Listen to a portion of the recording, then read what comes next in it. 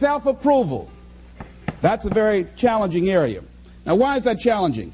Ladies and gentlemen, that's where most people get stuck, in the area of self-approval. That's a stage that a lot of people get there, and they never move out of that area. Why? Well, for a variety of reasons. Many things can contribute to our not approving our dreams, our not feeling good enough. A lot of things can contribute to that. Many of us never live up to our potential or don't approve ourselves because we never had anybody to believe in us. Looking at some of the things that keep us from approving ourselves, that we've all done some things that we don't feel good about. Things that if we had to do those things over again, we would not do those things, or we would do things differently. So part of what we must do in order to begin to move into your greatness, you got to remove a major energy block, and that is dealing with the issue of forgiveness. People that have hurt you, someone who's done you wrong. Make a list, and things that you have done that you feel bad about, that you regret. Make a list. You know, maybe a time when you weren't a good father or a good mother or a good brother or sister, or you were a bad child, or you didn't do a good job, or you lied, or you were dishonest, or you stole. No one knows this but you, or something you feel good about. So, I was a real dog in me to do that. Something you just really regret. So we make a list of all those things. All of us have some of that. Somebody said there's some good in the worst of us and some bad in the best of us. So none of us escape. Now here's something I want you to do. I want you to become involved in an active process to get some clutter out of your life. So if there's any area in your life that you need to clean up, start working on it. I'm going home tonight to clean my closets. Any of you got any cluttered closets? Oh, raise your hand, please. Good. Let's go home. Let that be our task this week. See, the first law of the universe is order. Go home and clean the closet out. Get the clutter out. Start letting some of this junk go to make some room for something else. Do that with people. There's some people who's cluttering up your life. They serve no purpose whatsoever. They're just holding and occupying a space that somebody useful, positive, nurturing, and contributing could be holding that space. You don't even have time to look to see what else is out there because you all have all of these people surrounding you that's not enabling you to grow. So look at what is it I need to get out of my life. Just start cleaning this stuff out. Getting the drawers together, your dresser drawer, just getting stuff together. Just get them together. Maybe your car. I got to clean my car too. Got a lot of stuff in there. I live in my car. Can't put anything in my trunk. I got all kind of little things back there. 2 of my children back there in the trunk, Everything, stuff everywhere. So I say, hey, let me get this together. See, whatever you have in your environment is a reflection of your consciousness. So you got all that chaos there. That represents some disorganized, cluttered section of your mind. So let's get all that out of there, all right? Work to get that out, clean that up. Anybody that you feel very strongly about, have some negative feelings about, let's look at some good reasons to forgive them. Number one, you must try and see what has happened or see things from that other person's point of view. Let's look at it from their point of view. That's one area. That's number one. Then number two, holding a grudge hurts you. It doesn't hurt them. So just for good health and peace of mind, let it go. Any feeling of resentment or anger or hatred is called to me the load of bitterness within. Every thought that we entertain produces a chemical in our brain that impacts the body's immune system.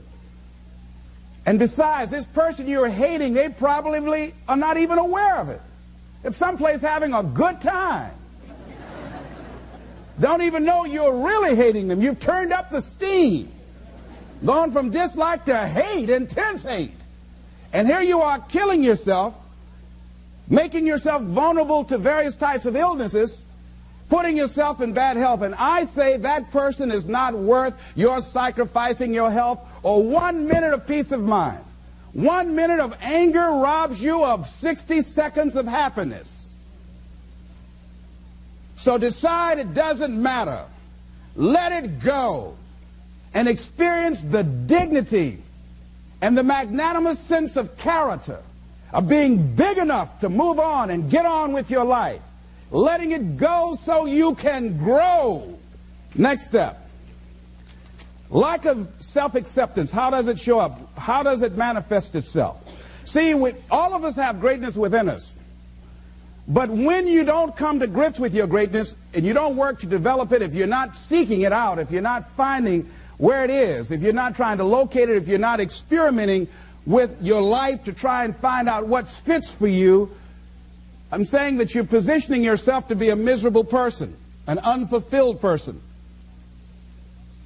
How else do we do it? Procrastination. We just put things off over and over and over again. Why? Because we haven't accepted it. We don't feel deserving. We don't feel that we're good enough. So we sabotage ourselves by not ever taking care of business. We get real busy doing a lot of things where we don't have any time. Well, I'll never forget Og Mandino in the book called University of Success. He said many of us never ever discover our greatness because we become sidetracked by secondary activity. We start doing so many things, we just give our time away until we don't have any time for ourselves or any time to do the things that we want to do. And every time you put it off and move it back, oh, I'll do it one day, oh yeah, I'm going to get to it. I'm saying to you that one day you look around and there goes a year, there goes 2 years, there goes 3 years. So is there something you want to do? Do it now. Do it right now. Don't put it off. Start right now where you are. There will never be a perfect, ideal time. Whatever you have going for you right now, that's enough. Work on that idea. Work on it, work on it, work on it. Another way in which it shows up, and that is that because of the relationships we form, people we have around us, thinking about two guys.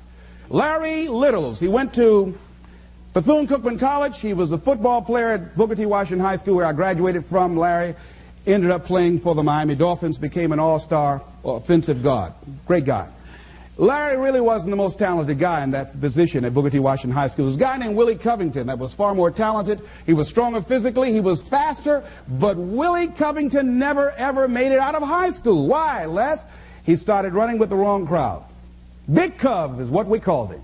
Started running with the wrong crowd, and those people led him to the penitentiary. And ultimately to a premature death. Got the word a few months ago he was shot and killed in Liberty City on 62nd Street, where I was born on the floor, my twin brother and me. Willie Covington had great talent, great potential, running with the wrong crowd. Watch out with the relationships you have. What kind of person are you becoming because of the relationships that you have right now? Do those people contribute to you?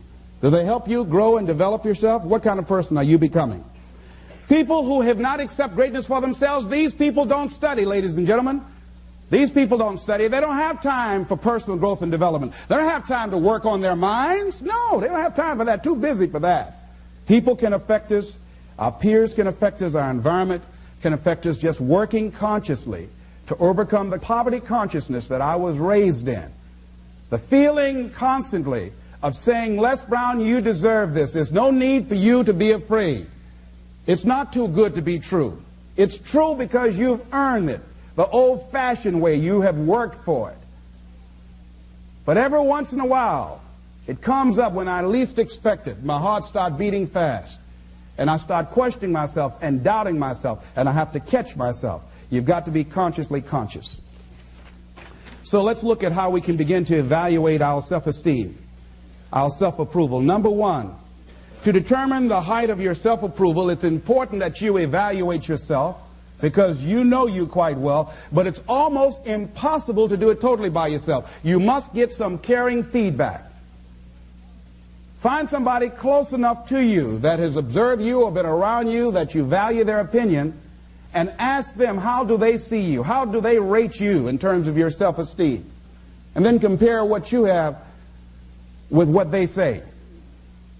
See, there are things many times that people can see in us that we can't see because it's a blind spot. If I were to be talking to you and my breath is offensive and you don't tell me, and then I go around, not only do you know, everybody else around here knows. And then when I'm walking toward people, they say, oh, Les, I'll be right back, you know. And I don't know why people say, well, Les, we thought we wanted you to come to the party, but you can't come. Now, all you had to do is just tell me, say, Les, you need to gargle with some ammonia or something, you know? Have you ever smelled someone's breath and didn't tell them? Raise your hand if you know what I'm talking. So we all have those blind spots. We have those areas of our lives that we need to get some caring feedback. We need some coaching. We need someone to let us know that. And now, why don't people just volunteer that? One, they don't want to hurt your feelings. One, they don't want to embarrass you. But see, there are some people you know they don't want to hear it. They're going to argue with you. They're going to become defensive. If you're one of those people, just decide to shut up and listen. Next thing is a good barometer to check out how you feel about yourself is how well you handle compliments.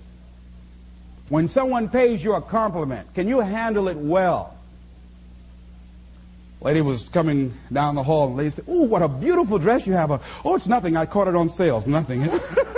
No, I didn't ask you, did you get that on sale? I just said it's a beautiful dress. Can you handle compliments well? That's a good barometer about your self-esteem. Can you handle criticism well? Can you give criticism? Next thing is, what are your expectations? What do you expect to get from life? What do you expect to get from your business? What do you expect to get from your relationships? What is your ideal day? What is it that you expect from this experience, this trip, this journey that you're involved in? People that have a strong sense of self-approval, they have high expectations for themselves and from life and from others. See, a lot of people don't expect much from life. So they don't shoot for much. They're not preparing for much. A lot of people are just showing up in life. A lot of people just get up in the morning and they go through the day, they go to the job just to pull a check down, watching the clock coming in.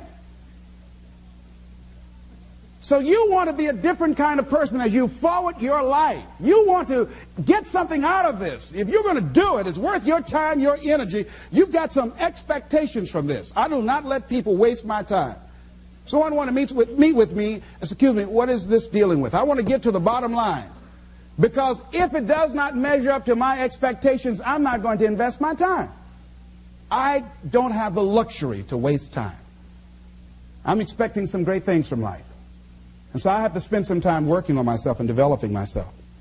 So examine your expectations versus your wishes. Some people wish they could do better, but some people expect to do better. Where are you on that? Next thing, let's look at what are the things we can do to increase our self-approval, our self-appreciation, our self-acceptance. Here's number one, love yourself. Make caring for you the highest priority in your life. Take care of you. Look out for what truly satisfies you. We're not taught to love ourselves. We're not taught to look out for ourselves. We're not taught to take care of ourselves, to become sensitive to our wants, to our needs, our desires. So make a conscious effort. Make you number one priority. Your peace of mind. Your health is more important than your family and any and everybody. Because if you don't have peace of mind, if you don't have your health, you can't serve anybody. Don't neglect yourself. A lot of us, and particularly ladies, have been groomed to be sacrificial lambs, putting their dreams on the back burner in deference to their children's dreams or their husband's dreams or their family's dreams, and forget about themselves, and then become resentful and angry and bitter. So start taking care of yourself, looking out for you. Develop a health plan. Your health is all you got. So start taking care of you. Eating nutritious meals, willing to exercise your body, taking care of this body, loving yourself. So do some good stuff for yourself on purpose. Take some time out for you. I have some good things I do for me. One of the things I enjoy that I do, I take spiritual baths. My assistant introduced me to someone called Sister Sarah, who gave me my first spiritual bath. I never heard of this before. She told me about it, and I said, come on, Regina, spiritual bath. And Sue, my secretary's husband, named Larry, he said, a spiritual bath for $50, I'll give you a spiritual shower. But I play soft music. I've taped some of my favorite music. I burn a candle, and I have different oils that I put in the tub of hot water, and I have flowers that I picked And I saw Coming to America, Eddie Murphy. They were sprinkling little flowers on the ground. So it gives me a feeling of royalty. So I sprinkle these flowers in the water and I soak. I like doing that. And I soak, and sometimes I read or just relax and enjoy the music and just cool out. That's my time for me. Put the answering service on and just block out some time for me. I'm into meditation. I've been working and exercising now, just doing some things for me, taking care of myself mentally, emotionally, and spiritually, and physically. You can't develop and manifest your greatness. You can't be a high achiever if you don't feel good.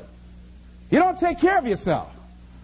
So I'm taking care of me. And then you know what? It takes the edge off your life. It helps you to manage things rather than allowing them to manage you. Gives you more personal power to deal with stuff. Take care of you. Now here's something else I suggest for you. Become aware of what your needs are and develop compassion toward yourself despite your human defects. Develop compassion for yourself despite your human defects. You will never be perfect. Hello? You will never be perfect. You're human. You've made a lot of mistakes. You've done a lot of dumb, stupid things. Guess what? You're not through yet. You're going to do some more. Hurry up and get it over with. It's all right. Got to learn to be gentle with yourself. Make it all right. What you don't know, mistakes that you make. It's okay. Handle it. Learn from the experience. Decide that you are going to, whatever you become involved in, to be up front, to be true to yourself. Are you getting what you need out of it? And be up front with people and tell them what you need from them. Don't assume that they know.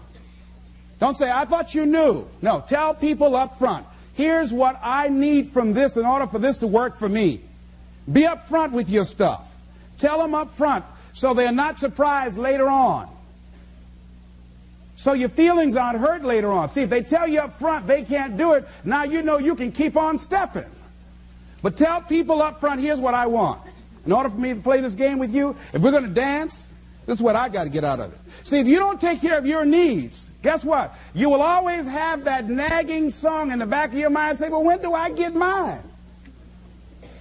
When am I going to start enjoying this? Are we going to have a good time together? Do I get any oodles out of this at all? You're going to start asking that question. Everybody's happy having a good time, but you? They say, well, we thought you were happy. How could you think that? Well, you weren't saying anything. Well, I'm saying something now. Hope you got that. See, we're taught to be quiet and not speak up for ourselves and not to be selfish. If you don't take care of you, who do you think is going to take care of you? Who's going to look out for you better than you will? No one. No one's going to do that. You got a business? No one's going to take care of your business better than you. Nobody. Nobody. Anything you want to do in life, you've got to take ownership of it and say, hey, I'm going to make this happen. Be willing to venture out and do something that you have fantasized about doing. And you know you probably won't be good at it, but do it anyhow. Case in point, I have always wanted to sing. I've always wanted to do that. I'm going to sing a song. If I don't do nothing but just a few lines, chances are, you know.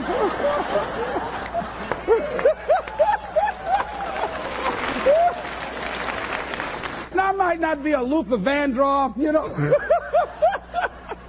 or an Andy Williams, you know, but it might be a little Perry Como up in there, a little Mathis and Nat King Cole. Next thing is avoid people and situations that upset you. Hello? See, there's some people that know just how to push your button. They know just what to say.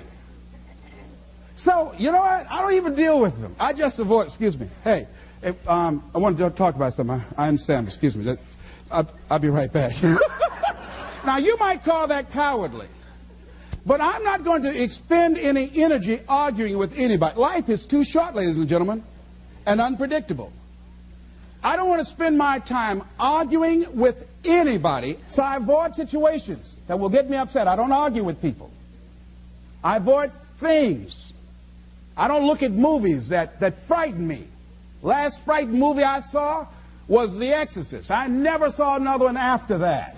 I never forget going home. At that time I was married and I was blowing the horn, going up into the driveway. I said, "Open the door."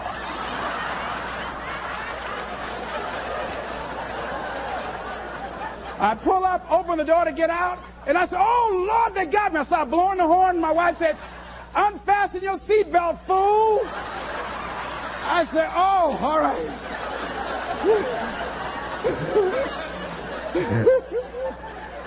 That movie scared me out of my wits. So I don't look at scary movies. I'm one of the people in a scary movie like this. Tell me what's happening now. Tell me what's happening. I threw popcorn all over everybody. That girl was spitting on those people. I don't do that. No. No, so I slept in the house with lights on all over the house for 2 weeks. I was embarrassed. My children said, "Daddy, turn lights off." No. So I just avoid things. I go see comedies. I love Danny DeVito and Steve Martin. I like things that make me laugh, make me feel good, like the little boy in me. Life is just too serious. Here's something else that can help to increase your self-esteem. Draw the line, ladies and gentlemen. There are certain things that we just go through life just taking, and at some point, you just got to draw the line and just say enough is enough. You got to do that with yourself. Just draw the line. You know, see, how I manage my food choices, I get on a scale every day. If I get to a certain level, that's a crisis level. I just get down, start doing setups right there. Look at, hey, right away. If my income dropped to a certain level, I go crazy. I start working like, you see this callus on my ear? You see that callus right there? That's how that callus got there. You know, my income dropped. And I made 200 calls a day as punishment. Don't you ever let this happen again. Because I'll never, never, never be broke again. So you got to draw a line. You just got to draw. There's certain things that you just don't permit. If you got negative people in your life, just warn them. Say, look here. I was talking to someone I love very much, had a just dynamic relationship with us. Look here. I can't grow from that. If you're persistent in saying those kind of things to me, I'm saying to you right now, I won't tolerate that. And I will terminate this because I'm not going to expose myself to this type of humiliation. I don't like that. I don't like getting called names and putting each other down. I don't like that. Come back, tell me I'm sorry. No, that won't get it. So you put a nail in a hole, you make that impression, you pull a nail out, that mark is still there. That's not forgotten. We can't extract that from the record. So don't say that to me. So we were talking about something else. Person said it again. Boom. You're a loser. Very good. And you are too, because you just lost a very good friend. I don't choose to be around you anymore. And that was it. I said, that's cold. Maybe it is. But I get people out of my life that aren't good for me. One negative stroke is 16 times more powerful than a positive stroke. And if you have people around you who are not sensitive to who you are, and the people that can hurt you the most, ladies and gentlemen, are the people that you love. That you love. They're the ones that you're vulnerable to. They're the ones that can get to you. And if they're insensitive, I don't care who they are.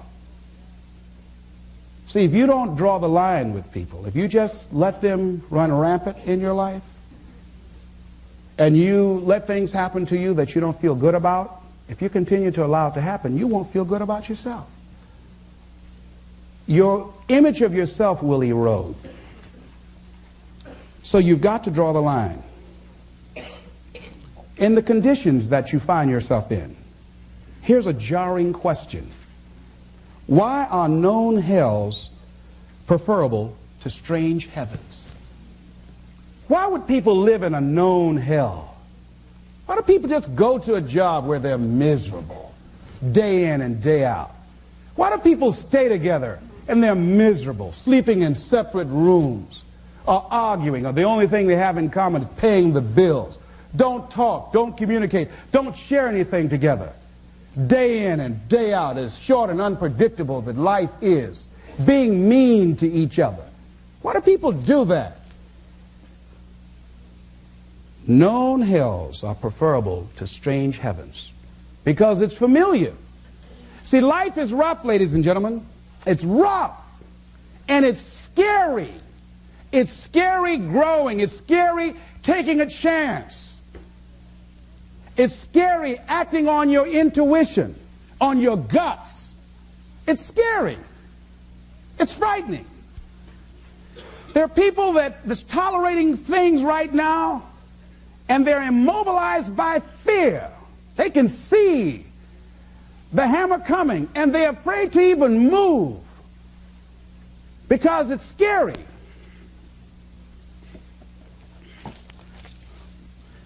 Theodore White said something.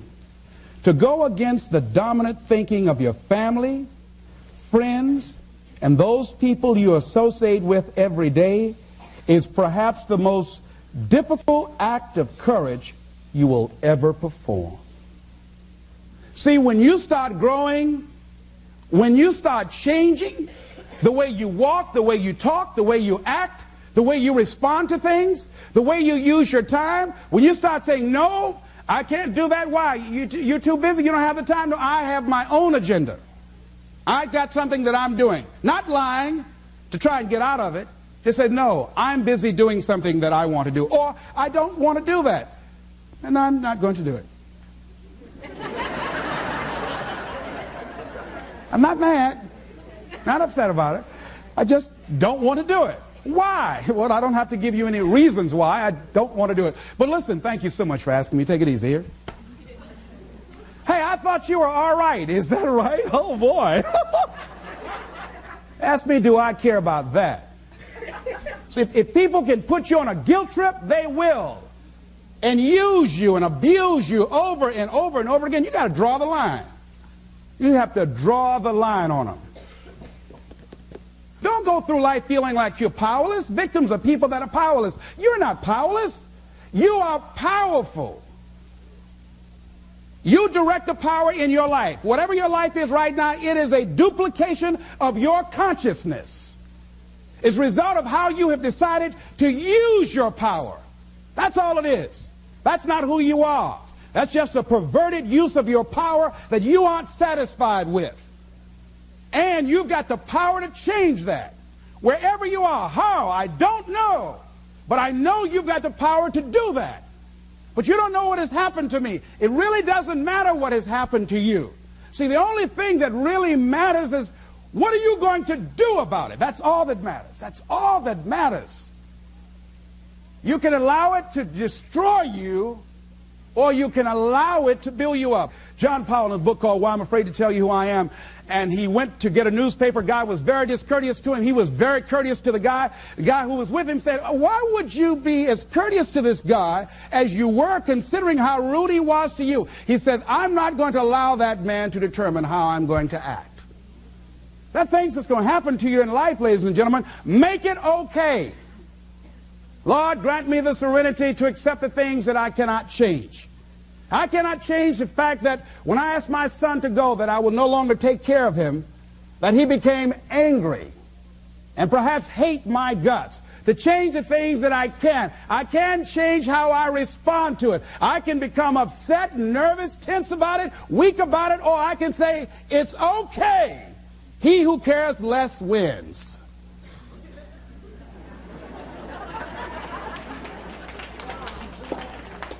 You got to make it okay. Become comfortable with it. What's the next thing? Learn something new and tackle it in a spirit of adventure and love. Somebody said that we are not stricken by the things we do, but we're stricken by the things that we don't do. The songs that have not been sung, the poems that we have not written, the work that we have not done, the ideas that we have not developed, the dreams that we have not acted on. That's what can stricken you. That's what can block your power. That's what can rob you of your peace, of your satisfaction, of your self-respect, of the special joy that you can get out of life, of special achievement. See, one of the things that contributes to high self-acceptance or self-approval is self-achievement. When you achieve something, when you've done something, and you can stand back and look at it and say, I did this. What if it doesn't work out? You can stand back and look at it and say, I tried it. I went up in there. I went with it. Didn't work out. No, but I value the experience. I love just the experience of doing it. I love that. So that's why I said, wait a minute, I've been fantasizing about singing. So I'm going to do this. Who says that when I first stand up, I got to sound like Pavarotti? What's the guy's name? I don't have to sound like him. I just sound like Les. That's right, Mamie Brown's boy. See, you got to look at you and look at your life and find something that you can tackle and do it with love. Only that which you love. Only that which you love. Let me tell you something. When you do that, you're doing it in a spirit of love. Just love it. Can you tell I love this? I love it. See, I know that there's greatness in you. I know that there's something in you. Everybody has something. I don't know what it is, but you know it's something. You know it's something in you that you want to do. Everybody's got some ideas. I say to you that as you focus on something, as you go into action, as you hold that thought in consciousness persistently, you begin to develop the consciousness to manifest and create all kinds of things. You will begin to realize powers and abilities you have. You will realize you have miracle working power in you. That when you move, that when you walk, folk will see you when you come in the room and say, I don't know what it is, but there's something different about you. There's something about the way you look. It's a glow about, what is it? What are you doing now? I'm just being who I am. I'm just living out my greatness. I'm approving myself and giving myself permission to pursue my dream. Ladies and gentlemen, pursue your dream. Pursue your greatness. It's there. I know it's there. I'm waiting on you to come on out here and join me. This is Mrs. Mamie Brown's baby boy, Leslie Calvin Brown, saying it's been a plum-pleasing pleasure as well as a privilege. Thank y'all here. Thank you very much. Thank you.